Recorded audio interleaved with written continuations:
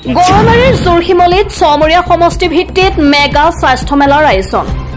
দক্ষিণ কামৰূপৰ ছমৰীয়া সমষ্টিৰ অন্তৰ্গত জোৰশিমলী হাইস্কুল খেলপথাৰত অসম চৰকাৰৰ স্বাস্থ্য বিভাগৰ নিৰ্দেশ মৰ্মে সমষ্টি ভিত্তিত মেগা স্বাস্থ্য মেলাৰ আয়োজন কৰা হৈছে।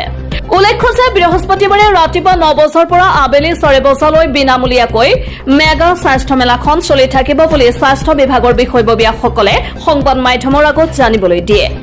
ছয়গাঁও ব্লক স্বাস্থ্য কেন্দ্ৰ আৰু নগৰবেৰা ব্লক স্বাস্থ্য কেন্দ্ৰৰ অধীনস্থ 18 বছৰৰ তলৰ শিশুসকলৰ বিভিন্ন ধৰণৰ বেমাৰৰ চিকিৎসা প্ৰদান কৰা হ'ব।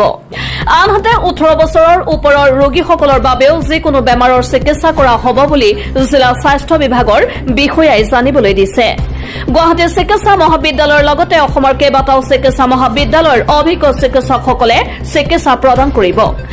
বিশেষ গুৰুত্বপূৰ্ণ জটিল ৰোগীসকলক পিছত গুৱাহাটী মেডিকেল কলেজত চিকিৎসা প্ৰদানৰ ব্যৱস্থা কৰা হ'ব। ইতিমধ্যে স্বাস্থ্য বিভাগৰ কৰ্মচাৰী ছামেজুৰ ৰহমানৰ তত্বাৱধানত জোৰশিমলীত মেগা স্বাস্থ্য মেলাৰ প্ৰস্তুতি সম্পূৰ্ণ হৈ উঠিছে। উক্ত স্বাস্থ্য মেলাত ছমৰীয়া সমষ্টিৰ অন্তৰ্গত বিভিন্ন ঠাইৰ ৰোগীসকলৰ উপস্থিতি কামনা কৰিছে জিলা স্বাস্থ্য বিভাগৰ আঁচনি সমন্বয়কে। মই জিলা স্বাস্থ্য সমিতিৰ ফালৰ পৰা জিলা আঁচনি প্ৰবন্ধকে কৈ আছো, সকলো ৰাইজকে অনুৰোধ জনাইছো অহা কাইলৈ 23 তাৰিখে ছমৰীয়া সমষ্টিত আমাৰ এখন মেগা স্বাস্থ্য মেলা অৰ্গেনাইজ কৰা হৈছে। ইয়াতে আমি 18 বছৰলৈকে যিবিলাক বাচ্চা আছে বা শিশু আছে সেই সকলক আমি ইয়াতে স্পেচিয়েলিষ্ট ডক্টৰে চোৱাৰ ব্যৱস্থা কৰা হৈছে।